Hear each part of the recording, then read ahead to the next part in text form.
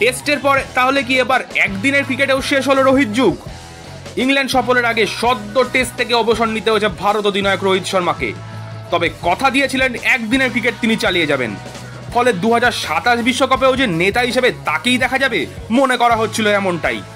সদ্য এবছরই অধিনায়ক হিসেবে ভারতকে চ্যাম্পিয়ন্স ট্রফি জিতিয়েছেন রোহিত। তারপর থেকেই মনে করা হচ্ছিল হয়তো আগামী 2027 বিশ্বকাপেও ব্যাটন তার হাতে থাকবে।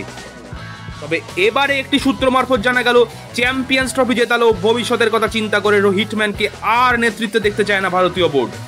তাই তাকে সরানোর তোড়জোড় ইতিমধ্যেই শুরু হয়ে গিয়েছে। ভারতীয় ক্রিকেটের ইতিহাসে মহেন্দ্র সিং ধোনির পর দ্বিতীয় সবচেয়ে সফল অধিনায়ক রোহিত শর্মা। গত 2023 সালে ঘরের মাঠে অস্ট্রেলিয়ার কাছে বিশ্বকাপ ফাইনাল হারলেও 2024 এবং 2025 তারা 2 বছর দেশকে এনে দিয়েছেন টি-20 বিশ্বকাপ এবং চ্যাম্পিয়ন্স ট্রফি। তবে আগামী 50 ওভারের বিশ্বকাপের দেরি আছে এখনো 2 বছর, আর ততদিনে 40 পেরিয়ে যাবেন রোহিত। সেই কারণেই তার ওপর আর আস্থা রাখতে পারছে না বোর্ড। যদিও শুধু নেতৃত্ব থেকে নাকি দল থেকেই চ্যাম্পিয়ন্স ট্রফি জয়ী অধিনায়ককে ছেঁটে ফেলার কথা ভাবছে বিসিসিআই, সে বিষয়টি এখনো স্পষ্ট নয়।